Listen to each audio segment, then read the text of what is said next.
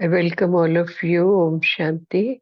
And for 1 minute, we just invoke the presence of Almighty to provide us the wisdom to go into the depth of this topic.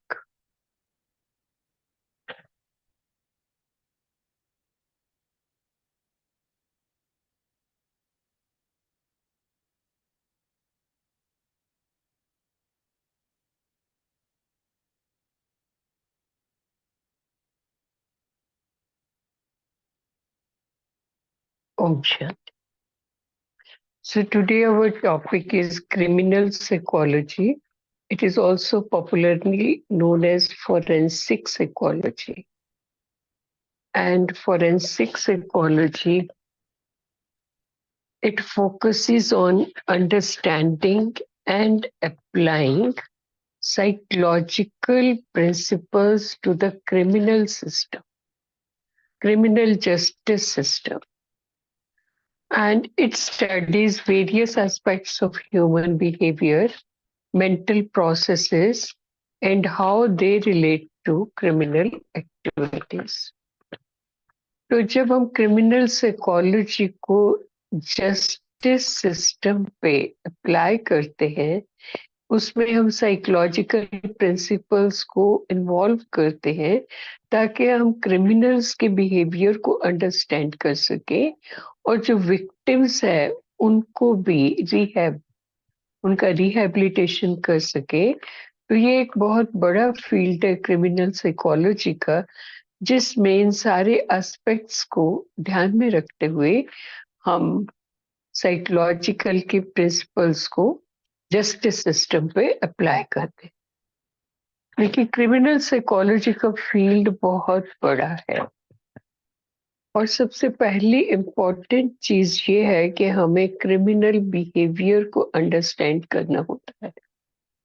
एक normal व्यक्ति crime नहीं करता, तो जो भी बच्चा या किसी भी एज का व्यक्ति अगर क्राइम करता है तो उसके पीछे क्या फैक्टर्स काम करते हैं, किस तरह के लोग क्राइम करते हैं, किस तरह का कल्चरल एनवायरनमेंट क्राइम को फीड करता है, तो उसके कारण क्या होते हैं। देखिए सोसाइटी में, क्योंकि अगर हमें इसका डेप्थ में नॉलेज होगा तो हम उस तरह के सोशली अप्रूव्ड बिहेवियर्स को प्रमोट करेंगे और सोशली अनअप्रूव्ड बिहेवियर्स का हम निगेट करेंगे ताकि हम एक हेल्दी सोसाइटी का निर्माण कर सके। ये देखा गया है कि क्रिमिनल बिहेवियर में जेनेटिक फैक्टर्स हैं, लेकिन बहुत बहुत कम रोल है जेनेटिक फैक्टर्स का, बहुत ज्यादा रोल एनवायरनमेंट का है। कल्चर और environment plays a very very big role. जैसे कुछ एक ट्राइब्स हैं जहाँ पर criminal behaviour right from the socialisation सिखाया जाता है। एक तो ऐसे ट्राइब्स हैं जब पहली बार छोटे से बच्चे को सिखाया जाता है, क्योंकि चोरी करना ही हमारा प्रोफेशन है। जब पहली बार वो छोटी मोटी किसी भी चीज की चोरी करके लाता है तो बाकायदा एक फंक्शन करके सेलिब्रेट किया जाता है कि इसने हमारा नाम रोशन कर दिया। फिर क्रिमिनल बिहेवियर हमें उन बच्चों में पाया जाता है जो अनवांटेड चिल्ड्रन होते हैं, नंबर एक। नंबर दो, जिनका फैमिली एनवायरनमेंट बहुत अनफंक्शनल होता है, पेरेंट्स में बहुत झगड़ा होता है, या फिर एक डिवाइडेड फैमिली होती है, फैमिली में डिवोर्स होता है, माता पिता में बहुत झगड़ा है, फाइनेंशियल रिसोर्सेज बहुत कम है, या और भी किसी तरह का प्रेशर फैमिली पे इतना है कि बच्चों की अपब्रिंगिंग के लिए पेरेंट्स के पास टाइम नहीं है और वो किसी भी तरह की वैल्यूज बच्चों को इनकलकेट करने में नाकामयाब है। ऐसे बच्चों में, ऐसे परिवारों में जो बच्चे होते हैं बड़े होके वो क्राइम करते हैं। और एक और भी देखा गया है, बहुत अच्छी हेल्दी फैमिली है, कोई फाइनेंशियल प्रॉब्लम नहीं है, लेकिन माता पिता का एटीट्यूड पॉजिटिव नहीं है। माता पिता बच्चों को एनकरेज नहीं करते, उनको कंपेयर करते हैं और अपने सिबलिंग से या उनके क्लासमेट से या सोसाइटी के लोगों से, और child is always the rejected person. जब बच्चा उस फेज से गुजरता है तो उसके बिहेवियर में रिबेलियन, रिवोल्ट, एग्रेसिवनेस ऐसी चीजें पाई जाती हैं जिसके कारण उसका बिहेवियर क्रिमिनल हो जाता है। कुछ पर्सनैलिटी कैरेक्टरिस्टिक्स भी होते हैं जो बच्चों को क्राइम की तरफ ले जाते हैं। एक दूसरा कारण इसका ये भी है कि हम जो भी क्रिमिनल बच्चे हैं उनका फोरेंसिक असेसमेंट किया जाता है और इवैल्यूएशन किया जाता है। फोरेंसिक असेसमेंट से हमारा यहाँ मतलब ये है कि हम बहुत सारे पर्सनैलिटी टेस्ट लेकर उनके बिहेवियर को असेस करने की कोशिश करते हैं कि उनमें एंग्जाइटी बहुत ज्यादा है, उनमें एग्रेशन बहुत ज्यादा है, या उनमें दूसरों के राइट्स के प्रति कोई रिस्पेक्ट नहीं है, वो इम्पल्सिव है। इसका रिजल्ट क्या होगा उसके बारे में सोचने की कैपेसिटी ही नहीं है। देखिए, ईड, ईगो, सुपर ईगो जब हमारे जो ग्रोथ होता है साइकोलॉजी में, तो व्यक्ति को सबसे पहले ईड डेवलप होता है। ईड में वो चाहता है जो उसका मन करे वो उसे चाहिए। जैसे छोटा सा बच्चा है, आधी रात को भी उठ के उसने जिद किया कि मुझे अभी अभी अभी टॉफी ला के दो। मे बी टॉफी आसपास उस समय ना हो, लेकिन मुझे अभी चाहिए। तो लॉजिक नहीं होता। जैसे जैसे वो थोड़ा बड़ा होता है उसके बिहेवियर में थोड़ा लॉजिक हम डेवलप करते हैं। नहीं बच्चे, रात के समय ये चीज नहीं मिलेगी, सुबह ला के देंगे। You have to compromise with this thing, इसकी जगह आप ये चीज ले लो। तो हम धीरे धीरे उसकी पर्सनैलिटी में चेंजेस लाते हैं और उसके बिहेवियर को with the help of two things, acceptance और रिजेक्शन, हम उसके बिहेवियर को सोशली एक्सेप्टेबल बनाते हैं। लेकिन अगर किसी कारण से बच्चे के बिहेवियर को आपने सोशली एक्सेप्टेबल नहीं बनाया, जिसको आप इंडियन सिनेरियो में कहते हैं कि बहुत ज्यादा लाड में बच्चे को पाला और उसने जो भी डिमांड करी, इर्रेशनल इरेगुलर डिमांड भी हुई, तब भी उसकी डिमांड को फुलफिल किया, तो ऐसे बच्चों में जिद का संस्कार बहुत ज्यादा होता है, अपनी बात मनवाने का संस्कार बहुत ज्यादा होता है, और वो बड़े होके एक प्रॉब्लम क्रिएट कर सकता है। तो इसलिए हम बच्चों के लेवल ऑफ एग्रेशन, एंग्जाइटी, ये डिफरेंट स्केल्स के द्वारा हम उनके बिहेवियर का असेसमेंट करते हैं, इवैल्यूएट करते हैं कि किस कारण से किस तरह की अपब्रिंगिंग किस तरह के बिहेवियर को डेवलप करती है, और उसके बेस पे एक क्रिमिनल प्रोफाइल तैयार किया जाता है उन बच्चों का। तो प्रोफाइल तैयार किया जाता है, तो प्रोफाइल से हमारा मतलब है कि हम उनकी एक बाकायदा रिकॉर्ड रखते हैं जिसमें कि उनके साइकोलॉजिकल प्रोफाइल होता है, जिसमें क्रिमिनल बेस्ड एविडेंस होते हैं कि बचपन में इस बच्चे ने कौन सा क्राइम किया और किस परिस्थिति में किया, आउट ऑफ जेलेसी किया।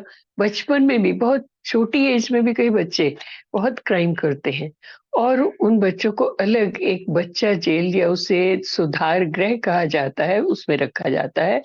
हर डिस्ट्रिक्ट में बच्चों का एक सुधार गृह होता है, और उन बच्चों की केस स्टडीज करके सोशियोलॉजिस्ट ये एसेस करते हैं कि किस तरह का फैमिली एनवायरनमेंट उन्हें क्राइम की तरफ ले जाता है।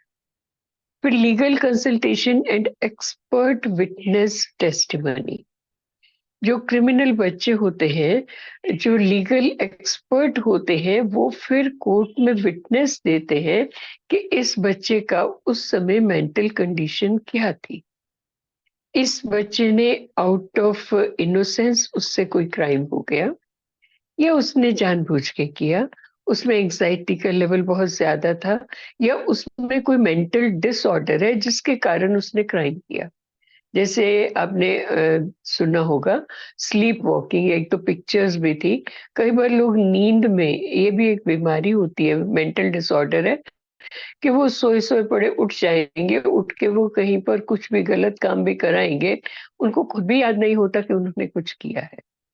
तो सिजोफ्रेनिया के पेशेंट भी आउट ऑफ फियर, उन्हें लगता है किसी भी कोने से कोई व्यक्ति उन्हें देख रहा है और उसने रैंडमली किसी तरफ कोई वेपन, कोई चाकू फेंक दिया, उससे किसी का नुकसान हो गया, तो वो किस कारण से उस बच्चे ने ऐसा किया है, उसमें कौन सा मेंटल डिसऑर्डर था, इसके बारे में जो एक्सपर्ट साइकोलॉजिस्ट होते हैं, बाकायदा वो कोर्ट में जाकर विटनेस देते हैं, उन बच्चों के टेस्ट करते हैं, ताकि उन बच्चों को अगर वो इनोसेंट है तो कम से कम उन्हें पनिशमेंट मिले और उनकी उस बीमारी को, उस डिसऑर्डर को ट्रीट करने के उपाय किए जाए।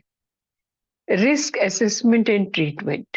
देखिए, ऐसे बच्चे जो होते हैं या ऐसे जो बड़े लोग होते हैं, उनको समाज में वापस प्रिजन से बाहर भेजने से पहले उस रिस्क को भी असेस किया जाता है कि अगर हम इन्हें वापस समाज में भेजते हैं तो उसमें कितना बड़ा खतरा है या नहीं है, और इनके ट्रीटमेंट के लिए क्या किया जा सकता है।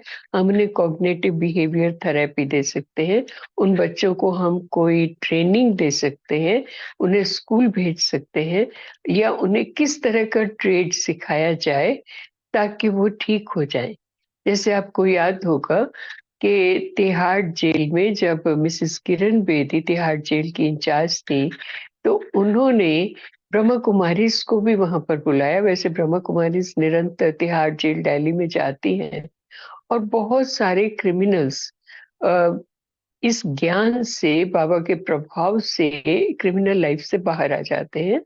और बहुत टाइम पहले काफी सारे जो डेकॉइट्स थे, डाकू थे, उन्होंने सरेंडर किया था इस इन्फ्लुएंस में आके राजयोग मेडिटेशन में।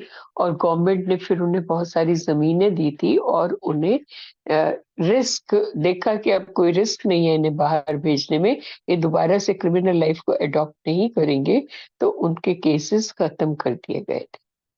और अगर किसी को कोई मेंटल डिसऑर्डर होता है तो उसका भी प्रॉपर साइकाइट्रिस्ट से ट्रीटमेंट कराया जाता है ताकि समाज में दोबारा उनके जाने से कोई रिस्क ना हो और वो एक नॉर्मल लाइफ लीड कर सके।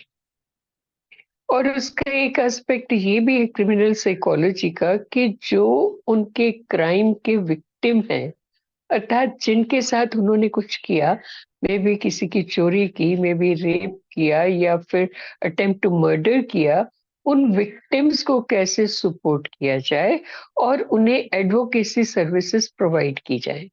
क्योंकि जो विक्टिम है, मे बी वो इतना पुअर हो कि वो अपने केस को डिफेंड करने के लिए एडवोकेट हायर न कर पाए, तो उन्हें एडवोकेसी सर्विसेज प्रोवाइड की जाती है। और वो विक्टिम जिस तरह के ट्रॉमा से गुजर रहे हैं, उन्हें बाकायदा काउंसलिंग दी जाती है, ट्रीटमेंट दिया जाता है, ताकि उस क्राइम के प्रभाव से बाहर आकर वो समाज में एक नॉर्मल लाइफ लीड कर पाए। फिर देखिए, इसमें रिसर्च और पॉलिसी डेवलपमेंट। देखिए, इस फील्ड में रिसर्च की बहुत ज्यादा गुंजाइश होती है, क्योंकि देखिए दो तरह की सोसाइटीज होती हैं, एक रेफर्मेटिक, एक डेस्टिट्यूशन। देखिए, जो ट्राइबल्स थे उनमें इस तरह का लॉ था कि अगर कोई व्यक्ति क्राइम करता था तो they consider it as a crime against the society. आज हमारे यहाँ क्या है, एक डिफेंसिव सिस्टम है। आज हम ये मानते हैं कि अगर एक व्यक्ति ने क्राइम किया तो जब तक कोर्ट में साबित नहीं हो जाए कि उसने क्राइम किया है, उसे क्रिमिनल नहीं मानते। तो देखिए, जो ट्राइब्स थे उसमें क्या होता था, एक व्यक्ति ने कोई क्राइम किया, उस ट्राइब के लोग मिलकर उस अपने कैंडिडेट को खुद ही पनिशमेंट देते थे, क्योंकि उनके लिए उस ट्राइब का, उस समाज का जिंदा रहना उस एक व्यक्ति के जिंदा रहने से ज्यादा इम्पोर्टेंट था ना। आप देखिए, over a period of time हम कहाँ आके पहुंचे हैं। आज ये है कि हमारे घर का कोई व्यक्ति कोई क्राइम करता है तो परिवार उसे डिफेंड करता है, और किस सीमा तक, जब तक कि वो कन्विक्ट ही ना हो जाए तब तक हम डिफेंड करते हैं, नहीं, हमारे घर के व्यक्ति ने कोई क्राइम नहीं किया। तो इस पे रिसर्च की जाती है और फिर पॉलिसीज डेवलप की जाती है। जैसे एक एग्जांपल मैं आपको बताती हूँ। पहले जो ट्राइब्स होते थे, जहाँ पर वो जंगलों में रहते थे, वहाँ स्कूलिंग की कोई व्यवस्था नहीं होती थी। पीढ़ी दर पीढ़ी लोग फिर जो भी उनका काम था, चोरी करना, अपराध करना, आने जाने वालों को मर्डर करना, वो चलता था। इस चीज को ठीक करने के लिए गवर्नमेंट ने आश्रम पद्धति स्कूल बनाए। आई थिंक आप लोगों ने भी सुने होंगे। इसमें राजस्थान में और यूपी में, उत्तराखंड में मैंने खुद पर्सनली विजिट किए हैं ये स्कूल्स, उस पे एक पीएचडी भी कराया था। तो आश्रम पद्धति स्कूलों में क्या होता है कि वो बच्चे को खाली हाथ घर से आ जाता है बच्चा स्कूल में, उसका रहना, कपड़े, इवन उसके basic soap, oil, everything is provided by the government. वो स्कूल में रहता है, पढ़ता है, केवल साल में 2 बार, गर्मी की छुट्टियों में और दिवाली की छुट्टी में वो 2 बार घर जाता है। अदरवाइज वो बाकी टाइम स्कूल में रहता है। और उन बच्चों को जब हम लोग अभी नशा मुक्त भारत अभियान के अंतर्गत भी जाते हैं, मिलते हैं, तो पता चलता है कि उनके पेरेंट्स बहुत ज्यादा एडिक्टेड हैं, सब तरह का नशा वो करते हैं, कच्ची शराब बनती है। और वो लोग अगर उसी एनवायरनमेंट में रहते तो वो शायद आने वाली जनरेशन्स को भी हम बचा नहीं पाते। सिमिलरली जो घुमक्कड़ ट्राइब्स हैं, नोमेडिक ट्राइब्स हैं, जो शीप या गोट को लेकर एक से दूसरी जगह जाते रहते हैं, उन सोसाइटीज के बच्चों के लिए भी इस तरह के स्कूल राजस्थान, उत्तराखंड, यूपी, इन 3 स्टेट्स में मैंने देखे हैं। और उनके बच्चे पढ़ लिख के बहुत अच्छे हो जाते हैं, जॉब्स पे चले जाते हैं। और through the children then we try to modify the behaviour of their parents. मेरे ख्याल में आप लोगों ने भी देखा होगा, कुछ आप में से कोई शेयर करेगा इस तरह का कुछ? Because you people also belong to various places. तो इस तरह के आश्रम पद्धति स्कूल आपके यहाँ है कहीं? Anyone would like to share? Are you present? हाँ यस, जी, एनीवन? ऐसा और एक्सपीरियंस इज नहीं है। एनीवन? ऐसा एक्सपीरियंस तो नहीं है। नहीं देखा आपने? ओके। देखिए, उसके बाद है एथिकल एंड लीगल कंसिडरेशंस। इससे हमारा मतलब ये है कि जो भी क्रिमिनल रिकॉर्ड के बच्चे हो, उसको सीक्रेट रखा जाए। ये जो विक्टिम है उनकी आइडेंटिटी को भी पब्लिक न किया जाए, ताकि पब्लिक में एक नॉर्मल लाइफ लीड करते हुए उन पे कोई स्टिग्मा ना आए, लोग उन्हें अलग से ना देखें और वो समाज में एक सामान्य जीवन जी पाए। इसके लिए उनकी आइडेंटिटी को सीक्रेट रखा जाता है और लीगल पॉइंट ऑफ व्यू से भी उन्हें पूरा प्रोटेक्शन देने की कोशिश की जाती है। देखिए, इस डिसिप्लिन में जो है हमारा क्रिमिनल साइकोलॉजी, ये एक इंटरडिसिप्लिनरी कोलैबोरेशन है।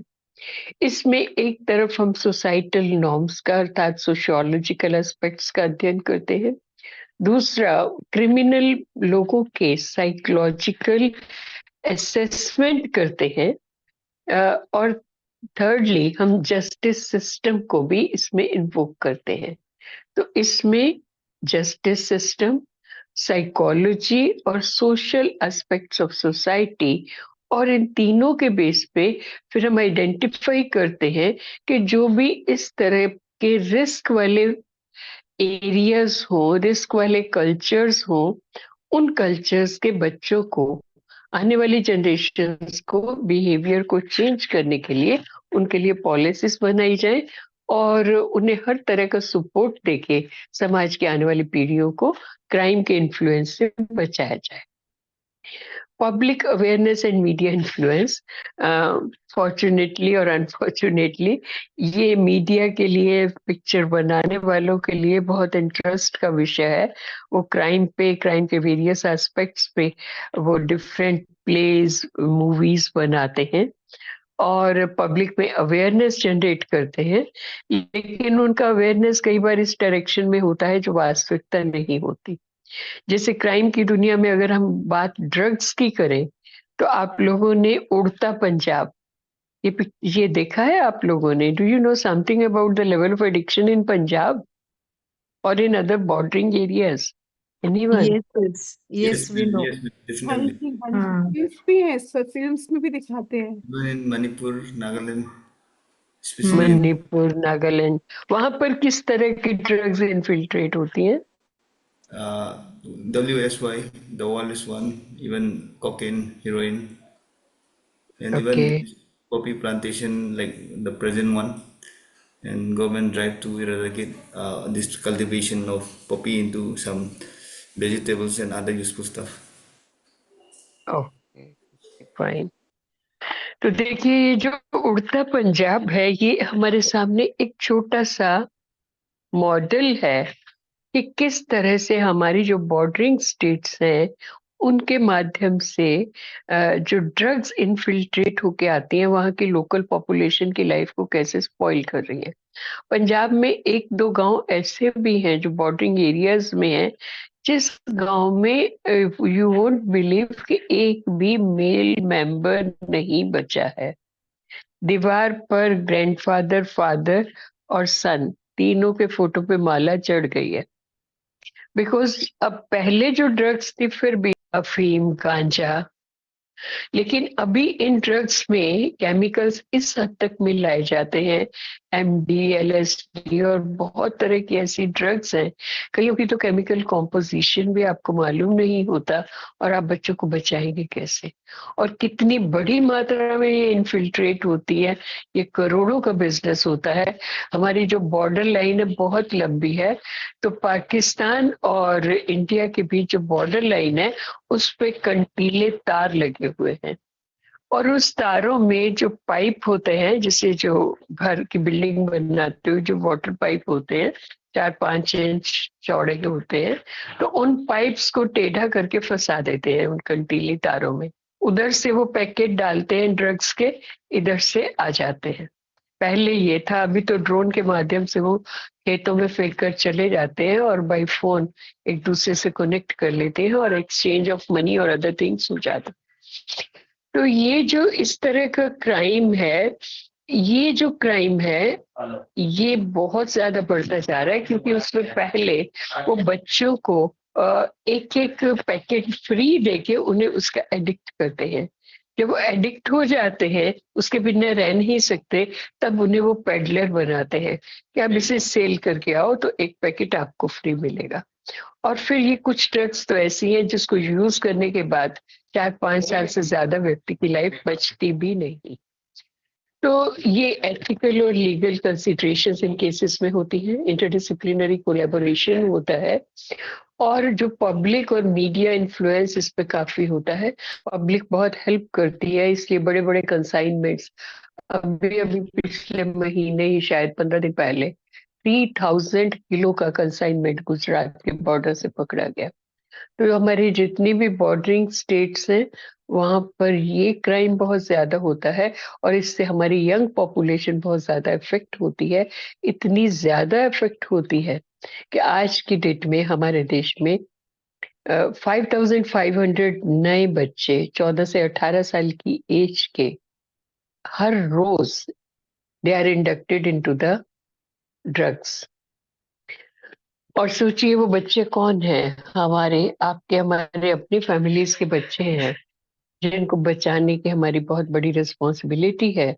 और ब्रह्मा कुमारीज हर साल 8 से 10 लाख बच्चों तक पहुंचकर स्कूल कॉलेजेस के माध्यम से उन्हें ये मैसेज देते।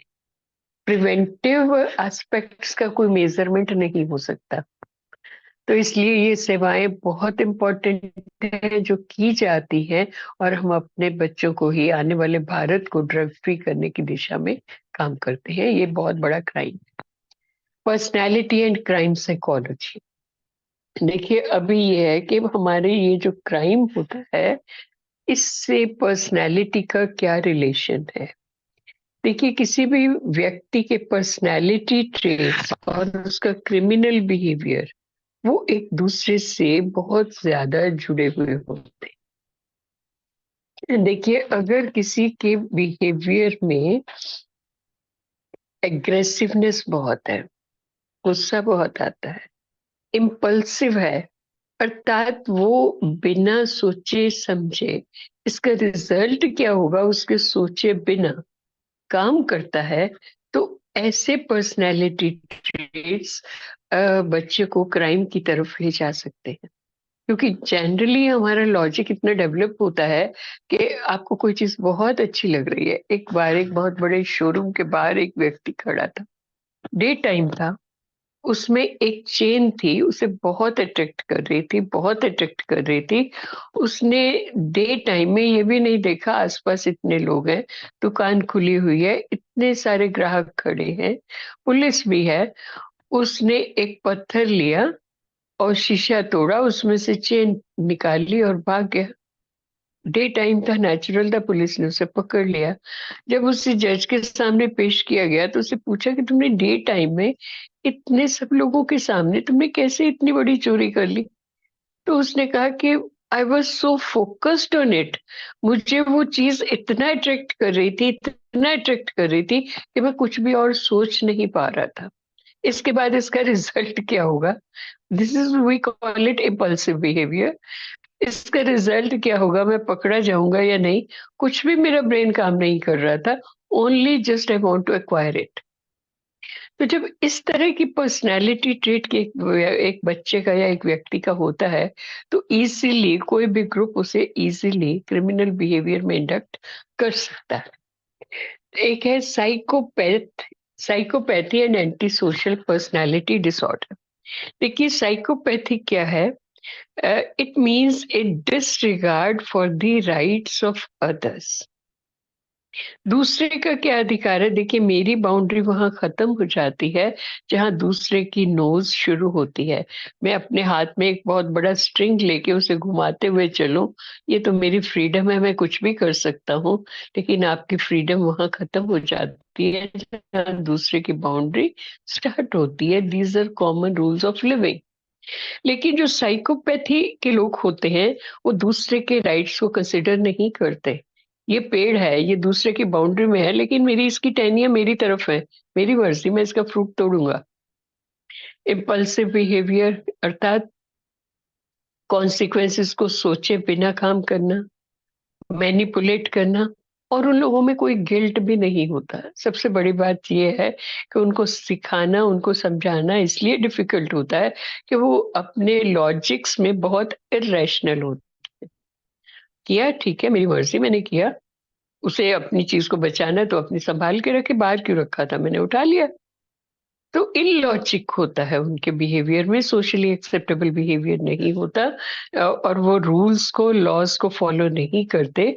कुछ परसेंटेज ऐसे लोग हर सोसाइटी में होते हैं और उनके कारण फिर जो क्राइम है वो समाज में बढ़ता है। Personality assessment in criminal justice.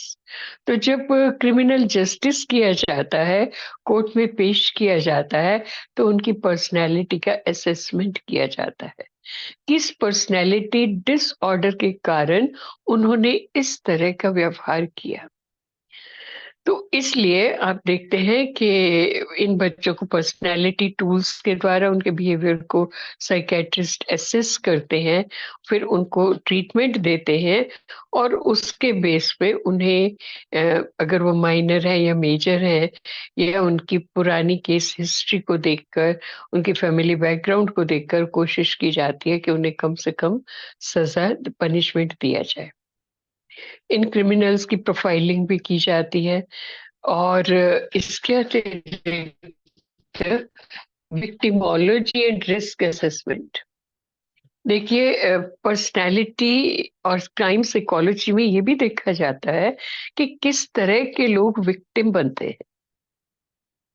देखिए इट्स वेरी इंपॉर्टेंट। विक्टिमोलॉजी क्या है?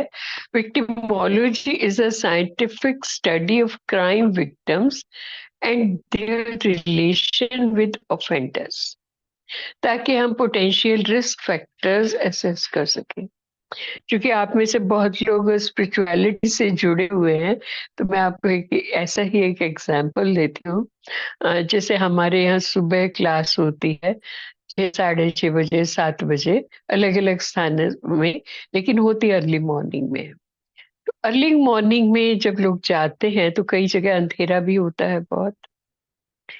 अभी एक जगह से 5, 6 लोग गुजरे, तो जो क्राइम करने वाला व्यक्ति था उसने देखा एक व्यक्ति जा रहा है, उसकी देखने की हिम्मत नहीं हुई कि वो उसको टच कर सके। दूसरा गया, उसकी हिम्मत नहीं हुई। तीसरा गया, उसने उसका सामान, उसकी चेन वेन चुरा ली और उससे थोड़े धक्का मुक्की करके जो कुछ पहना हुआ था वो उतार लिया। खैर वो पकड़ा गया, जब उसे पेश किया गया उससे पूछा गया कि भाई ये लोग भी उसी रास्ते से गुजरे, वो 2 4 5 मिनट का ही अंतर था जब ये गुजरे थे, ये लेडी भी अकेली गुजरी थी, ये भी अकेली थी, आपने इन दो किया, इस तीसरे को आपने टच क्यों किया? आपने कभी ऐसा अनुभव किया है? कोई एग्जाम्पल आप बताएंगे इसका कारण क्या हो सकता है? एनीवन? कॉन्सेंट्रेटेड, एकाग्र, बाबा के ज्ञान के आधार से तो बाबा की याद उसकी में अपनी पावर, शक्तिशाली जिसके कारण वो नहीं कर पाया, मतलब वो ओरा जो रहता है, वो पावर जो वाइब्रेशन, होती है। तो यस। कोई, वाइब्रेशन। मतलब आपके जो वाइब्रेशन सामने वाले की तरफ जिस ढंग के बनेंगे, उस हिसाब से उसका रिएक्शन होगा। Exactly exactly, very good, very good. देखिए उस कवि ने ये कहा, जिसे मैं पहले आपको एक और एग्जांपल देती हूँ। आप दो लोग जा रहे हैं, आप में से एक डॉगी से बहुत डरता है, दूसरा नहीं डरता। आप जा रहे हैं, आप डॉग से नहीं डरते, वो आपके पीछे पीछे नहीं आएगा। अगर पीछे आया और आपने पीछे मुड़ के एक बार जोर से बोला, वो भाग जाएगा। लेकिन जो व्यक्ति डरता है, आपने देखा है डॉग उसी के पीछे पीछे चलते हैं, है ना? जैसे हमारे साथ हमारे बच्चे चलते हैं, वो डॉगी से डरते हैं तो उनके पीछे पीछे चलते हैं। तो आपकी जो वाइब्रेशंस हैं, जो आपकी थॉट्स हैं, उनकी एक स्मेल भी होती है, वो आपके ऑरा में चारों तरफ फैलती है और वो चीजों को अट्रैक्ट करती है। तो उस क्रिमिनल ने ये जवाब दिया कि जब ये लड़की जा रही थी तो ऐसा लग रहा था कि उसके पीछे कोई बुजुर्ग व्यक्ति उसके साथ साथ चल रहा है, प्रोटेक्टेड है। ये दूसरी भी लड़की जो जा रही थी, उसका भी चारों तरफ एक लाइट का ऑरा दिख रहा था, मेरी हिम्मत नहीं हो रही थी उसे टच करने की। पर ये जो उसके बाद लड़की जा रही थी, वो बहुत डरती डरती, बहुत इस तरह से जा रही थी, और एकदम मेरी हिम्मत हुई कि मैंने अट्रैक्ट होकर उसके जो कुछ पहना हुआ था वो छीन लिया। तो देखिए, ये अब डिपेंड करता है कि हमारी अपनी स्थिति कैसी है, हम विक्टिम बनेंगे या नहीं बनेंगे। अगर हमारा ऑरा बहुत पावरफुल है, आप अपनी सोल कॉन्शियस स्थिति में हैं, आप बाबा की किरणों के नीचे प्रोटेक्टेड हैं, you are always connected with Baba, कोई आपको उससे अलग नहीं कर सकता, केवल वो स्मृति है, तो भी आप सेफ रहेंगे। आपके चारों तरफ किसी को लाइट नजर आएगी, किसी को कुछ नजर आएगा, but you will be safe. तो विक्टिमोलॉजी और रिस्क, जब विक्टिमोलॉजी की बात करते हैं तो हम ये भी फाइंड आउट करते हैं कि किस तरह के लोग हैं जो क्राइम का शिकार हो सकते हैं और किस तरह के लोग हैं जो क्राइम का शिकार नहीं होते। और इससे भी हमें बहुत इंसाइट मिलती है criminal psychology. The role of childhood and development. देखिए, किसी भी व्यक्ति की क्राइम की लाइफ में उसके चाइल्डहुड एक्सपीरियंसेस का बहुत बड़ा रोल होता है। सोशलाइजेशन की प्रोसेस में किसी को जो भी सिखाया जाता है, उस सोशलाइजेशन से डिफरेंट काम करने के लिए, जिसको कहते हैं ना, जीते जी मरना पड़ता है। आपको फिर से अपने आप को रीसोशलाइजेशन करना होता है। तो वो नोमेडिक ट्राइब, वो ट्राइब्स या वो सोसाइटीज जहाँ क्राइम करना उनका प्रोफेशन है, तो उनको तो क्राइम के नए नए तरीके ही सिखाए जाते हैं। जैसे अभी का मैं आपको एक एग्जांपल देती हूँ। एक जगह एक टेम्पल है, बहुत भीड़ होती है क्योंकि सारे ऊपर बहुत चढ़ता है। गारंटी है कि वहां पर अगर कोई व्यक्ति गोल्ड की चेन या अंगूठी पहन के चला गया, वो लुट के ही आएगा, वापस नहीं आ सकता। तो एक लेडी ने अपने गले के, उसने भूल गई बेचारी घर पे छोड़ के आना, तो उसने अपने गले के चारों तरफ दुपट्टा लपेट लिया और चली गई। जैसे वो मंदिर में एंटर हुई, एक 15-20 लोगों की भीड़, लेडीज ही थी, वो आई और वो उसको ऐसे उसके ऊपर जैसे अटैक टाइप का किया। उसे ऐसे लगा कि जैसे भीड़ में उसे धक्का लगा, और 2 मिनट के बाद वो लोग आगे बढ़ गए। वो बेचारी खड़ी हुई दिख रही कि उसकी चेन भी गायब है, उसकी पॉकेट में जो 10-20 रुपए वहां चढ़ावे के लिए थे वो भी गायब थे। उस भीड़ ने उस 2 मिनट में उसका पूरा चेकअप करके जो कुछ था वो निकाल के और वो आगे बढ़ गए। सो ये देखिए, इन लोगों को ट्रेनिंग होता है कि वो किस तरह से जो क्राइम है वो करेंगे। तो ये बचपन से वो लोग जो ट्रेंड है, उनको इस तरह का ट्रेनिंग है। दूसरा क्या है, अगर फैमिली हिस्ट्री में नहीं भी है ऐसा कुछ, लेकिन आप वहां रहते हैं, जो गंदी बस्तियां हैं, स्लम्स में रहते हैं, आपके चारों तरफ क्राइम पनप रहा है, बच्चे हैं उस एनवायरनमेंट में बड़े हो रहे हैं, वो देख रहे हैं कि क्राइम में क्या क्या हो रहा है। तो ऐसा अगर एनवायरनमेंट है तो वो भी लोगों को एक ट्रेनिंग, इनडायरेक्ट ट्रेनिंग मिल जाता है कि कैसे क्राइम किया जा सकता है। एक अभी सोशियोलॉजी में हम बहुत सारी स्टडीज करते हैं, तो एक बैगर्स का स्टडी बकायदा हिंदुस्तान टाइम्स में आया था विद फोटोग्राफ्स, काफी बड़ा आर्टिकल था। तो उसमें एक बस स्टैंड पे एक लेडी खड़ी है बॉम्बे के, और बहुत अच्छी उसने हील पहनी हुई है, मेकअप किया हुआ है, आईब्रोज वगैरह सब अच्छे से, बहुत वेल प्रेस्ड अच्छा सा सूट पहना हुआ है, और वो किसी से भीख मांग रही है। वो कहते हैं, अरे मेरा पर्स चोरी हो गया, मुझे वहां जाना है, प्लीज मुझे 500 रुपए दे दो। तो ऐसे उसे 500, 1000, 200, 500 रुपए लोग दे देते हैं। उसका जब उसने न्यूज़पेपर का जो संपादक था, उसने इंटरव्यू लिया, तो उसने कहा कि तुम इतनी टिप टॉप हो, तुम्हें कौन दे देगा, तुम्हें भीख कौन देता है। कहने लगी, जी इस पे खर्च करना पड़ता है, हम अपने आप को मेंटेन रखने के लिए खर्च करते हैं, अपनी पर्सनैलिटी अच्छी रखते हैं, अच्छे कपड़े पहनते हैं, तो लोगों को यही लगता है ये अच्छे करके है, इसके साथ कोई दुर्घटना हो गई, इसका पर्स चोरी हो गया, तो मैं इतना कमाती हूँ, इतनी सैलरी तो आपको भी नहीं मिलती, मैं तो 5-10 हजार रुपए हर रोज कमा लेती। अब देखिए, ये भी एक क्राइम है, बेगरी इज अ क्राइम, लेकिन वो क्राइम के उनके हथकंडे देखिए किस तरह के हैं और कैसे वो काम करते हैं। तो बचपन में जिस तरह का एक्सपोजर आपको मिला है, आपकी पर्सनैलिटी जैसी डेवलप हुई है, उसी तरह से लोग बिहेव करते हैं। लेकिन इसमें जो क्राइम साइकोलॉजी है, इसमें हम इंटरवीन करके हम ट्रीटमेंट किया जा सकता है। उन लोगों को कॉग्निटिव बिहेवियर थेरेपी से हम एहसास करा सकते हैं कि जो वो कर रहे हैं, इसमें उनकी सेल्फ रिस्पेक्ट नहीं है, सेल्फ एस्टीम नहीं है, और आप एक रिस्पेक्टेबल लाइफ लीड करने के लिए आप इस प्रोफेशन को छोड़िए। हम उन्हें छोटी मोटी स्किल्स सिखा सकते हैं, ट्रेनिंग दे सकते हैं, उनके बिहेवियर को चेंज करने के लिए बहुत कुछ किया जा सकता है। और इसके फिर एथिकल एंड लीगल कंसिडरेशंस का हमें ध्यान रखना होता है कि हम इन लोगों की जो सीक्रेसी है, कॉन्फिडेंशियलिटी मेंटेन करें, और लीगल प्रोसेस के दौरान उनको एडवोकेसी प्रोवाइड करें, ताकि उस स्थिति से बाहर आकर दोबारा वो क्राइम की दुनिया में वापस ना जाएं। देखिए, पर्सनैलिटी ट्रेट्स और क्रिमिनल बिहेवियर के बारे में हम लोग बात कर रहे हैं कि हमारे जो जिस तरह के पर्सनैलिटी ट्रेट्स होंगे, वो हमारे क्रिमिनल बिहेवियर को डिसाइड करेंगे। और पर्सनैलिटी ट्रेट्स की मैंने पहले भी बात करी है, लेकिन अभी हम बात करेंगे मेंटल हेल्थ की। देखिए, जो मेंटल हेल्थ है वो भी आपको क्राइम की तरफ ले जा सकती है।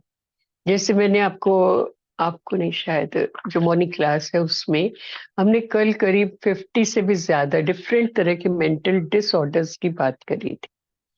तो बहुत तरह के ऐसे मेंटल डिसऑर्डर्स भी हैं जिसके कारण व्यक्ति क्राइम की दुनिया में चला जाता है। अगर वो मेंटली हेल्दी नहीं है और उसकी डिमांडिंग नेचर है बहुत ज्यादा, जैसे ये आपके एडिक्ट्स हैं, डिफरेंट तरह के एडिक्ट्स हैं। कोई भी नॉर्मल व्यक्ति जो ड्रग्स हैं उनको अफोर्ड नहीं कर सकता अपनी नॉर्मल इनकम से। तो अब अगर उन्हें ड्रग्स लेना है, एडिक्शन करना है, तो एक्स्ट्रा इनकम जनरेट करना पड़ेगा। वो एक्स्ट्रा इनकम तो कर नहीं सकते, तो थेफ्ट करेंगे, पहले घर से करेंगे, घर से नहीं तो फिर बाहर से थेफ्ट करेंगे, गैम्बलिंग करेंगे, तो या फिर किसी से उधार लेंगे, उसे वापस नहीं करेंगे, मारपीट करेंगे, या फिर वो ड्रग की पेडलिंग करेंगे, उससे पैसा कमाएंगे, या फिर कोई उन्हें यूज करेगा कि आप ये क्राइम करके आओ। किसी का मर्डर करके आओ, किसी के साथ आप कुछ और करके आओ, बुलिंग करके आओ, तो आपको पैसा मिलेगा। तो वो इस तरह की क्रिमिनल एक्टिविटीज में इंडक्ट हो जाते हैं अपने फिजिकल या फिर अपनी मेंटल हेल्थ के कारण।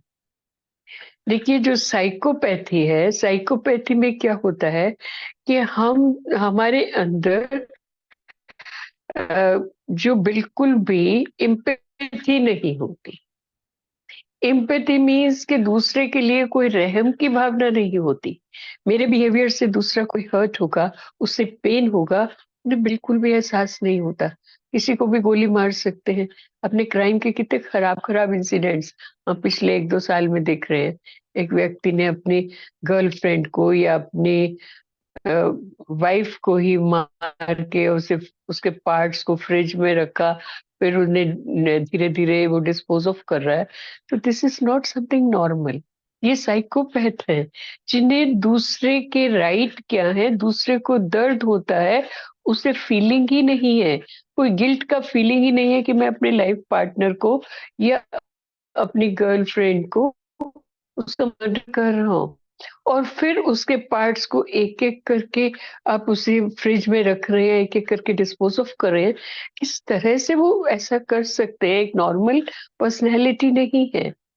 तो अगर किसी व्यक्ति की पर्सनैलिटी में लैक ऑफ एम्पैथी है कि दूसरे व्यक्ति को क्या फील होता है, वो उसको इंटरनलाइज करके सोच नहीं सकता, उसके दर्द को महसूस नहीं कर सकता, उसे अपने बिहेवियर पे शर्म नहीं आती, वो गिल्टी फील नहीं करता।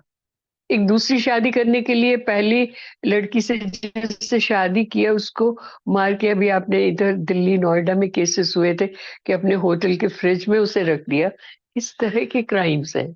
तो ये पर्सनैलिटी डिसऑर्डर्स के कारण है, इम्पल्सिविटी के कारण है कि आप जो भी कर रहे हैं, आप जानते हैं आज की दुनिया में अब एक सुई भी गिराएंगे तो उसका भी कहीं ना कहीं कैमरा में फोटो हो जाएगा। कि आप इस क्राइम को करके बच नहीं सकते, लेकिन वो वहां तक सोच ही नहीं पाते, उनकी वो लॉजिकल थिंकिंग ही नहीं है कि इसके बाद मैं पकड़ा जाऊंगा।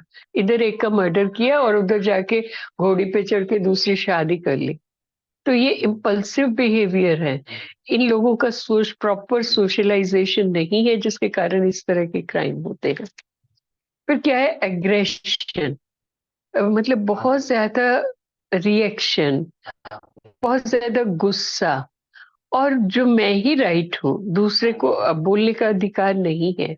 इस तरह की एग्रेसिव पर्सनालिटी वाले लोग जो होते हैं, वो भी क्राइम की दुनिया में बहुत बड़े बड़े क्राइम्स कर सकते हैं। तो we must be aware about it. तो दूसरे वो लोग जिनका सेल्फ कंट्रोल नहीं है, वेरी इंपॉर्टेंट। इसलिए कहते हैं कि जो मेरी लाइफ का सिंग डायमेंशन है, जितनी जल्दी, जितनी कम एज से आप बच्चों को ये इसमें इंडक्ट कर दे, उतना ही एक फैमिली के लिए, उस बच्चे के लिए और समाज के लिए हेल्दी होगा। क्योंकि अगर हमारा अपने आप पे, अपनी थिंकिंग पे, अपनी भाषा पे, अपने एक्शंस पे कंट्रोल नहीं है, हम अपनी इम्पल्सेस को कंट्रोल नहीं कर सकते, हम अपनी ग्रेटिफिकेशंस को पोस्टपोन नहीं कर सकते, तो वो क्रिमिनल बिहेवियर में एक इंटरेस्टिंग बात बताती हूँ। आपको मालूम है कि एक पीएन है या एक चौकीदार है और एक आईएएस ऑफिसर है, दोनों की सैलरी में इतना बड़ा अंतर क्यों होता है? एक चपरासी को 15-20 हजार मिलता होगा, एक आईएएस ऑफिसर को 1 लाख, 1.25 लाख से कम स्टार्टिंग ही नहीं मिलता, और प्लस पर्क्स भी मिलते हैं। तो इतना बड़ा अंतर दोनों की सैलरी में क्यों होता है? Do you no? कोई शेयर करेंगे? एक मेंटल एबिलिटी बेस्ड है और एक फिजिकल कैपेसिटी बेस्ड है। बट इसके पीछे लॉजिक क्या है, कारण क्या है? उनकी क्वालिफिकेशन भी तो मैटर करती है ना, ओके। कि मेहनत, उनकी मेहनत उस अनुसार होती है उस पद को प्राप्त करने के लिए, तो उसका वो प्रालक भी तो मिलेगा। जी। उनका दायरा हायर बड़ा है एजुकेशन, मिलने का। उनका इसलिए दायरा उनके बड़ा पास स्टेटस को मेंटेन करने की डिस्क्रिमिनेशन वजह से। एंड अलग अलग पावर्स होती है जिसके थ्रू वो काम करता है। वो इमोशनल फिजिकल कैपेसिटी इंटेलिजेंस। वाले के पास वो सब पावर्स नहीं है। उनका दायरा बड़ा है, इनका दायरा छोटा होता Okay, है। very good, very good. The peon is working for satisfying personal needs, whereas the Hmm. IAS officer is taking higher responsibility for the entire system. Okay, उन्होंने very good. एफर्ट्स भी तो अलग अलग किए हैं ना, छोटी एज में उसने Hmm. पूरा एंजॉयमेंट में निकाल दिया। He ended up as peon. Very good. देखिए, मैं आपको एक थ्योरी ऑफ ग्रेटिफिकेशन बताती हूँ। इन दोनों में इतना बड़ा अंतर इसलिए होता है कि एक जो पियन है या एक चौकीदार है, हाई स्कूल पास करके सबकी इच्छा होती है हम जल्दी जल्दी सेल्फ सफिशिएंट हो जाएं, जल्दी जल्दी कमाने लग जाएं, दूसरों पे डिपेंडेंट ना हो, जल्दी जल्दी अर्न करते हैं, अपनी फैमिली रेज करते हैं, अपनी सारी इच्छाओं को पूरा करते हैं। लेकिन एक आईएएस ऑफिसर है, वो लंबे समय तक अपनी इच्छाओं को, अपनी ग्रेटिफिकेशंस को पोस्टपोन करता है, अपने आप को पेरेंट्स पे, दूसरों पे डिपेंड करके 10 साल 15 साल तक एजुकेशन लेता है, ट्रेनिंग लेता है, उसके बाद वो एक हायर पोस्ट पे पहुंचता है। तो this is the result of postponement of gratifications, अर्थात त्याग। जिसे आम भाषा में आप कहें, उसने लंबे समय तक एक त्याग किया है जिसके रिजल्ट के परिणाम स्वरूप उसको हायर सैलरी मिलती है। भाग्य मतलब त्याग से भाग्य। हाँ, त्याग से भाग्य है ना, बाबा कहते हैं। तो देखिए, वो लोग, जो लोग अपनी ग्रेटिफिकेशंस को पोस्टपोन करते हैं, तो फिर उन्हें एज ए रिवॉर्ड बहुत सारी सैलरी, बहुत सारे पर्क, बहुत सारे पोजीशन मिलती है। तो this is the difference. I think I am clear. तो यस। ये था हमारा जी। कि impulsivity, aggression and low self control. हम सेल्फ कंट्रोल की बात कर रहे थे। तो जिसमें सेल्फ कंट्रोल है वही त्याग कर सकता है, और त्याग करेगा तो भाग्य जरूर बनेगा। अच्छा, जिन लोगों का सेंसेशन सीकिंग बिहेवियर होता है, कुछ ऐसा करे जिससे सेंसेशन क्रिएट हो, कुछ ऐसा करे जिससे बहुत मजा आए, कुछ ऐसा करे जिससे रिस्क टेकिंग हो, आहा ऊपर से कूद के ये करते हैं वो करते हैं। तो जो इस तरह का बिहेवियर होता है वो भी कहीं ना कहीं क्राइम के करीब ले जाता है। और अगर बचपन में, चाइल्डहुड में आपको फॉल्टी डिसिप्लिन है, वो भी बच्चों को क्राइम की तरफ ले जा सकता है। अब बहुत ज्यादा स्ट्रिक्ट डिसिप्लिन है। मैंने बहुत नेगेटिव केसेस देखे हैं इस तरह के, कि इतना नेगेटिव डिसिप्लिन है, एक बच्चा है 10 में से 10 नंबर ही आने हैं, 100 में से 95 भी आ गए तो भी उसे पनिशमेंट मिलेगा। सारा दिन पढ़ते रहो पढ़ते रहो पढ़ते रहो, no social activity, no talking with friends, no going out of the house, no outdoor games. तो ऐसे बच्चे भी बड़े होके सोसाइटी में एडजस्ट नहीं कर पाते, और कई बार वो सुसाइड अटेम्प्ट कर लेते हैं at the peak of their glory. At the peak of their glory, बहुत अच्छा पैकेज है, अरे अर्बन स्टेट में बहुत बड़ा उसका फ्लैट भी है, फैमिली बहुत अच्छी है, एक बेटा भी है, वाइफ है बहुत सुंदर है, लेकिन वो अपने आप को एडजस्ट नहीं कर पा रहा किसी भी चीज से, क्योंकि बचपन में आप कभी उसे फैमिली गैदरिंग में नहीं लेके गए, किसी मामी मौसी किसी रिलेशन से उसका अटैचमेंट नहीं है, अपने अपनी फीलिंग्स को एक्सप्रेस करना नहीं आता। आपने बहुत अच्छे से उसकी शादी कर दी, बट दे कांट, उनमें इंटरेक्शन ही नहीं होता है आपस में। They are just leading a life, लेकिन इंटरेक्शन नहीं है उस लेवल से, अपने आप को एक दूसरे से एक्सप्रेस करना ही नहीं आता है। ऐसे लोग भी at the peak of their glory suicide कर लेते हैं। तो साइकोलॉजिकल डिसऑर्डर्स जो हैं वो बहुत इंपॉर्टेंट हैं। साइकोलॉजिकल, किसी को सिसोफ्रेनिया है, डिल्यूजन है, या इस तरह की बहुत सारी चीजें हैं जिसके कारण लोग क्राइम कर लेते हैं। इसके अलावा बहुत सारे एनवायरमेंटल एंड सोशल फैक्टर्स हैं, जैसे मैंने बताया बहुत हार्ड डिसिप्लिन है, पेरेंट्स बच्चों को प्रॉपर टाइम नहीं देते हैं, रिजेक्ट करते हैं, अप्रिशिएट नहीं करते, मोटिवेट नहीं करते। तो ऐसे परिवारों में, और अगर सोशल एनवायरनमेंट भी, जैसे आप आई एम सॉरी अगर आप लोग की को बुरा नहीं लगे, जो जिहाद करते हैं बच्चे, उनको बचपन से ही इस तरह की मूवीज दिखाई जाती हैं, इस तरह की बुकलेट्स पढ़ाई जाती हैं कि जैसे कहीं पर उनके रिलीजन पर बहुत ज्यादा अटैक हो रहा है। कोई फ्रीडम नहीं है, उनकी मानसिकता को वैसा ही चेंज किया जाता है और बड़े होकर उन्हें जिहादी या इस तरह से उनकी पर्सनैलिटी को डेवलप किया जाता है। तो इस तरह हमें अगर प्रिवेंशन और इंटरवेंशन इसमें बहुत ज़रूरी है। अगर हम इस तरह के बिहेवियर्स को प्रिवेंट नहीं करेंगे और इंटरवीन करके उन्हें ट्रीटमेंट नहीं देंगे, तो फिर वो लोग क्या करेंगे, क्राइम बढ़ता जाएगा। तो हमें अभी क्या करना है कि personality, criminal justice system and personality modification. तो साइकोलॉजिकल असेसमेंट हम उन बच्चों का करके, किसी में एंग्जाइटी ज्यादा है या किसी में डिल्यूजन है, तो हम उनको मेडिसिन दे सकते हैं, उनकी साइकेट्रिक काउंसलिंग की जा सकती है, उन्हें डिफरेंट तरह की थेरेपीज दी जा सकती हैं। Cognitive behaviour therapy is very important. फिर जिन बच्चों में एग्रेशन बहुत ज्यादा है, गुस्सा बहुत ज्यादा है, उसके एंगर मैनेजमेंट का ट्रेनिंग दिया जाता है। जो बच्चे बहुत ज्यादा एडिक्ट हैं डिफरेंट तरह की ड्रग्स के, टोबैको, अल्कोहल या अन्य तरह के एडिक्शंस के, तो उन्हें उससे related drug substance abuse treatment दिया जाता है, ड्रग एडिक्शन सेंटर्स में भेजा जाता है, या काउंसलिंग करके उनके उस बिहेवियर को चेंज करने की कोशिश की जाती है।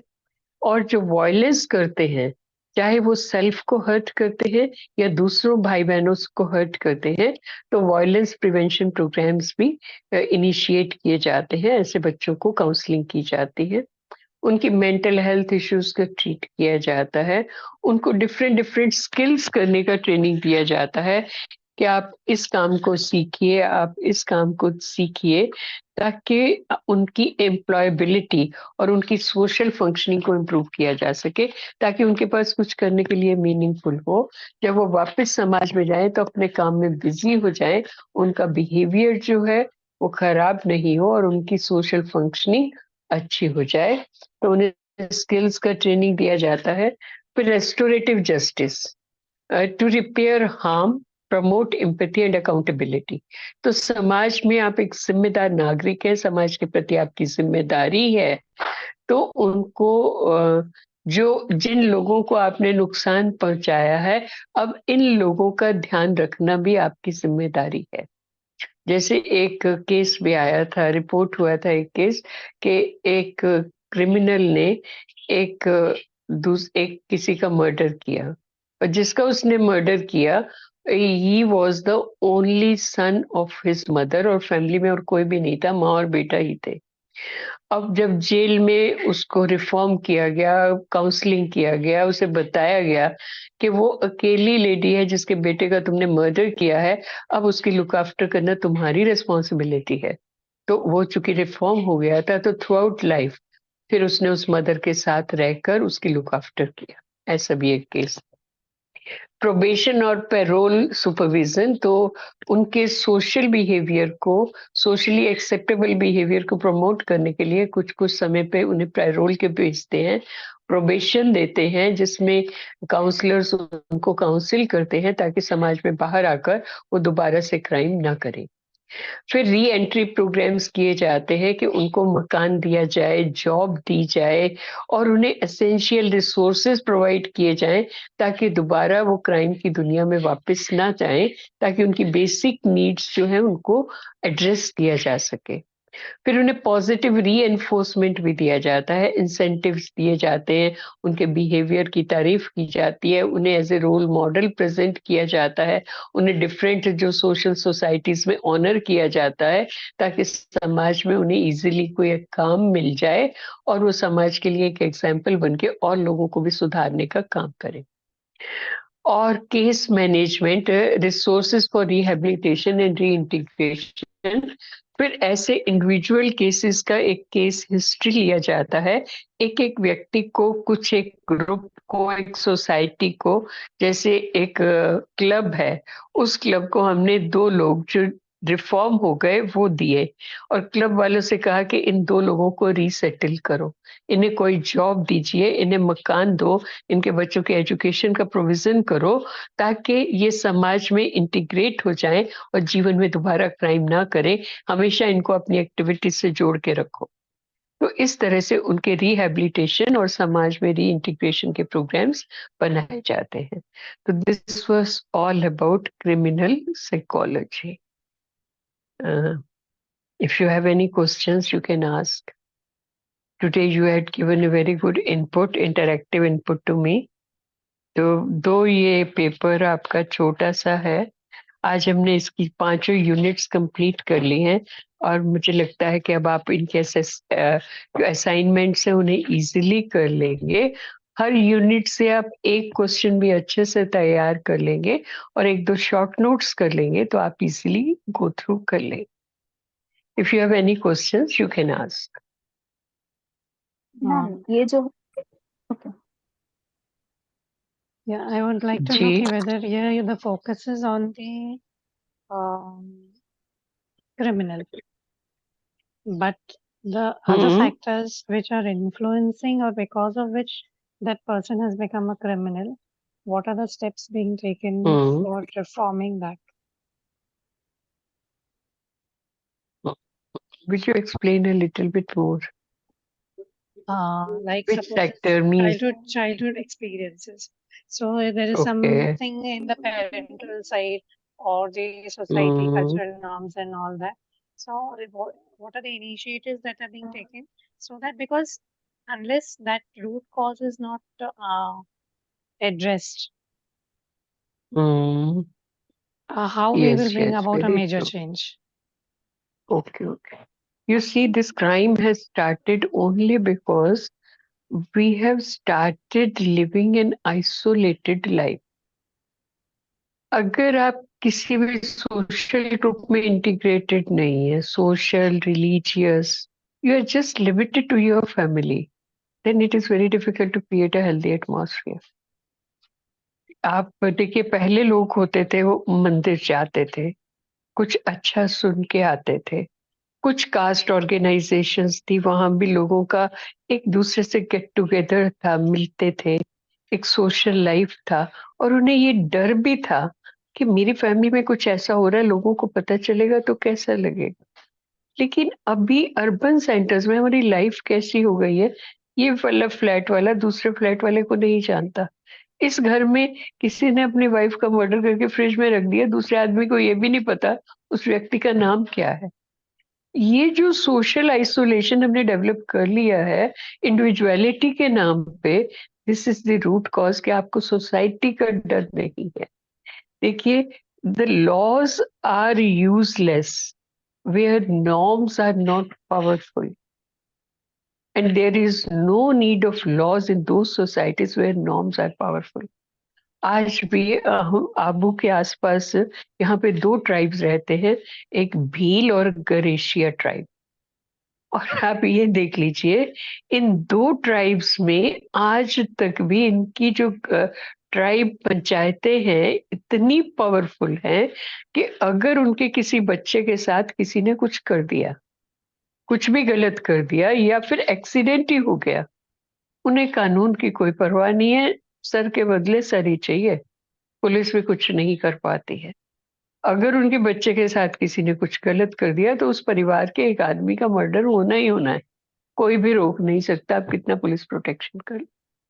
तो आज वहां पर सोसाइटी के अंदर क्राइम नहीं है। आपको ताज्जुब होगा, आबू रोड में आज भी जब ये होता है ना दशहरा, गरबा डांस होता है, रात के 12 बजे भी अकेली लड़कियां इतना जेवर पहने अकेले वो रास्ते से जाती हैं, किसी की हिम्मत नहीं होती उन्हें हाथ लगा ले, क्योंकि सबको ये मालूम है कि अगर किसी बच्ची को कुछ हो गया तो हमारा पूरा खानदान ही खत्म कर दे। तो सोशल अप्रूवल या सोशल सिक्योरिटी जो हमारे समाज में आज भी छोटी सोसाइटीज में है, वो बड़ों में नहीं है, इसलिए कि उन्हें समाज का डर नहीं है। एक ही कारण है। दूसरा, कानून का डर नहीं है, कानून को खरीद लेंगे, बेच लेंगे, बहुत अच्छा वकील कर लेंगे, बच जाएंगे। और थर्ड ये है, फैमिली काउंसलिंग बहुत जरूरी है। अगर ऐसा कुछ भी होता है तो फैमिली काउंसलिंग जरूरी है। इसलिए अभी फिर से एक रिवाइवल हो रहा है कि लोग या तो स्पिरिचुअल ऑर्गेनाइजेशन से जुड़ रहे हैं या फिर डिफरेंट तरह के ऑर्गेनाइजेशन से, जैसे धर्म से रिलेटेड, आरएसएस से रिलेटेड, सेवा भारती से रिलेटेड, या और भी बहुत तरह के ऑर्गेनाइजेशन है। अगर आप किसी ऑर्गेनाइजेशनल एक्टिविटी से जुड़ते हैं तो ऑलरेडी आप कुछ कुछ ऐसा सीख जाएंगे जो आपके परिवार में इस तरह का कुछ नहीं होगा। तो इसलिए सोसाइटी में इंटीग्रेट होना बहुत जरूरी है। इस बारे में अभी थोड़ा सा रिवाइवल हो रहा है। कभी वो कहते हैं कि आप करो के बनाओ, ये बनाओ, वो बनाओ। इनका अल्टीमेटली जो मीनिंग है वो धर्म नहीं है। अल्टीमेट मीनिंग ये है कि हम समाज के साथ इंटीग्रेट होके रहे, ताकि हम अपने आप को ये ना समझे कि मैं तो निरंकुश हूँ, मैं अपने घर के अंदर अपने बच्चे को कितना भी मार लूं, क्या फर्क पड़ता है, मेरा बच्चा है ना। No, you can't do it. ये सोशल इंटीग्रेशन का यहाँ पर रोल है, जिसके बारे में हम सब मिलकर कुछ कर सकते हैं। उसमें बाय लॉ आप इन चीजों को एनफोर्स नहीं कर सकते। Am I clear? Right, yeah. And I think even the values which are there towards value inculcation, thoda sa ye hona chahiye. And Yes. at the other end of this thing is like you were talking about aggression and parents with a negative this thing. But too much of means if you see today's society, the parents are pampering their children so much कि अगर उनकी जिद नहीं पूरी होगी तो the child means I have seen a small child hitting back to the father because उसकी इच्छा पूरी नहीं हुई। तो So, ये मतलब अगर हम, हाँ ये है ना, एक एक बच्चा है परिवार में, दो दो बच्चे हैं, हम उन्हें बहुत ज्यादा पैम्पर कर रहे हैं। और बच्चे को अगर ये मालूम है कि उसकी इस ट्रिक से, पैम्परिंग की, किकिंग की ट्रिक से उसका काम हो जाएगा, तो उसे तो रीएनफोर्समेंट मिल रहा है ना, वो दोबारा करे। exactly yeah that the child is not able to take no for anything किसी भी चीज के लिए and which is a very what to say it could lead to dire consequences. Yeah, it lead to unsocial behavior. So you have to be, you see, parenting is a big challenge today. And right parental methods should be taught to the people. And some people, they do it very well.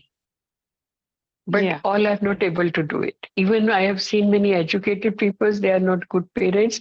And very uneducated people also, they can do very good parenting. So it again depends from personality to personality. We cannot generalize anyone. Na? Right. And another thing, like as in case of rehabilitation of addiction and all that, or any counseling for that matter, the entire means they experiences कि इनका problem है, आप इनको counsel करो. But the family or the environment or the society, the other factors which are contributing, उनका support नहीं होता है. So in that case, how just working on the criminal or is helping to, how can we just focus? Because No, family going to go back to counseling the is family. Yeah, but then वो ये adaptability नहीं है ना. हमें तो problem नहीं है, उसमें प्रॉब्लम है, तो आप उसको ये करो. Yes. So So it these are the depends. challenges. Yeah. Yeah, these are the challenges that we can meet at the social level. If the society is a part of a social group, then that group can press upon the family to modify their behavior. Otherwise, you will be outcasted. आज भी tribals में, ग्राम पंचायत्स में, they are very important because you will be outcasted, where you will marry your children, where you will go in Yes. social functions. So some social pressure is a must to have a socially acceptable behavior. And in big societies, in metro cities, we are just going Yeah, in everything. the educated and the light class, we cannot have such this thing. Yeah, Means it's not that, there, not rather than not have, it doesn't exist. yes, that's true. Yeah. But these are the challenges that we can meet through spirituality also. That's true. That is the answer for ma'am the entire. एक question ये spirituality. है जी। कि हम जो भी चलो किसी के कोई कोई क्रिमिनल्स होते हैं ना, हमने बहुत सारे टाइप्स ऑफ क्रिमिनल डिस्कस किए जिसको माना ऐसा जी। शौक नहीं है, कोई एडिक्शन भी नहीं है, लेकिन कोई नेगेटिव फीडिंग हुआ माइंड में और उसकी वजह से हम्म। वो दर्द है वो उसे क्राइम तक लेके गया। तो जब उनको ओके। चलो क्राइम की सजा भी मिलेगी, उनको हम हम्म। काउंसिल भी करेंगे, तो हम्म। इज इट ओके टू कि जब पता पड़ता है कि इनके क्राइम के बैकग्राउंड में कुछ ऐसे इंसिडेंट्स है जिसकी वजह से एक नेगेटिव साइकोलॉजिकल इश्यू हुआ और इन्होंने क्राइम हम्म। किया, तो फिर उनको काउंसिल करके उनको थोड़ा ठीक करके फिर उनकी सजा कम करना, ताकि उनको सोसाइटी के हम्म। प्रति एक अच्छी अच्छी भावना बैठे, नहीं तो जी। वो और ज्यादा नेगेटिव हो जाता है ना। बिल्कुल बिल्कुल कि एग्जैक्टली। उनके मन में एक देखिए ऐसा ये रहता है सारा कि जो मुझे दर्द देने वाले खुला घूम रहे हैं और आई एम द विक्टिम हम्म। और मुझे सजा पे हम्म। सजा मिलती जा रही है। हम्म। देखिए ये जो क्राइम का कल्चर है ना, आप भी ये देखो, ज्यादा ना। बॉलीवुड से आता है।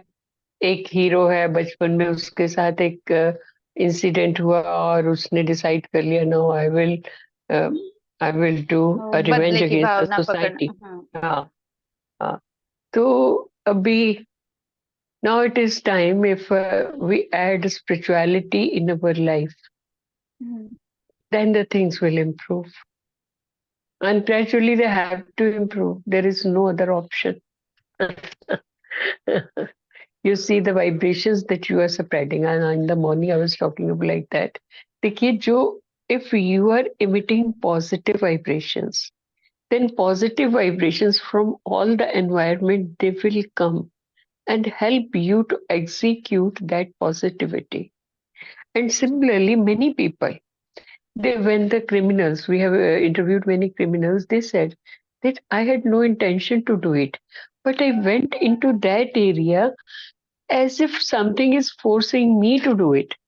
हम्म, तो अगर कुछ नेगेटिव, हम ऐसे एरिया में जा रहे हैं जहाँ ऑलरेडी बहुत सारा नेगेटिविटी है, नेगेटिव वाइब्रेशंस है, क्रिमिनल एटमॉस्फेयर है, अब आपके मन में कुछ क्राइम आया, प्लस पूरी दुनिया से वो नेगेटिविटी आपके पास आई और आप उस सब ने मिलके उसको मैनिफेस्ट कर दिया, जो किसी के भी मन में आ सकता था लेकिन आप नहीं करते, लेकिन उस एनवायरनमेंट ने आपको फोर्स करके वो काम करा दिया।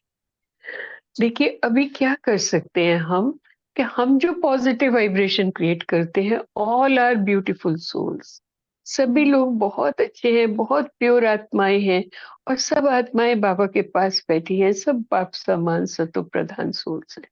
अब ये पॉजिटिविटी जब एटमॉस्फेयर में जाएगी, वो बढ़ती जाएगी बढ़ती जाएगी, और देखिए इसमें एक्सपोनेंशियल ग्रोथ है।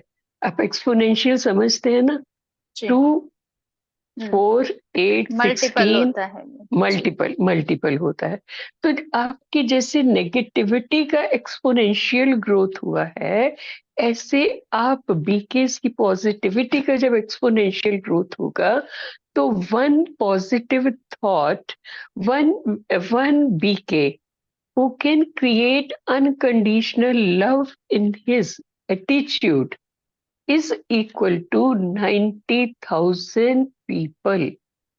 अर्थात एक व्यक्ति की अनकंडीशनल लव की, पॉजिटिव स्पिरिचुअल लव की वाइब्रेशंस 90,000 लोगों की नेगेटिव वाइब्रेशंस को काउंटरएक्ट कर सकती हैं। तो जब आपका लेवल ऑफ कॉन्शियसनेस उस लेवल तक रेज होगा और वो टिपिंग पॉइंट आएगा, तो जब एक एक आत्मा 90,000 लोगों के बराबर हो जाएगी, तो आप सोचिए वो टिपिंग पॉइंट आने के बाद क्या होगा, परिवर्तन हो जाएगा। चाह के भी व्यक्ति मन में आएगा लेकिन वो नेगेटिव कर नहीं पाएगा। कर नहीं पाएगा। This is the impact of your vibrations, and this is the responsibility that Brahmins have been given by Baba, कि by your vibrations you can change the world. This is how it works. Okay? Ji. Thank you so much. Okay, Thank Om you. Shanti. Thank you so much. Om Om Shanti. Thank you. All the 5 units are covered. And I thank you, all you angels, beautiful souls who had given me such a patient hearing. Love you so much. And please do well in the exams and do create and manifest what Baba wants wants One all request. of us to do. Okay. One Yes. request. Thank You have to share the PPT. Yeah, I will share the PPTs with the education department. Okay. Sure. Yeah, thank you so You much. can Yeah. talk to them and they will give it to you. Thank you, sister. Thank Om you so much. Shanti. Thank you Om so Shanti. much. Om Shanti. Om Shanti.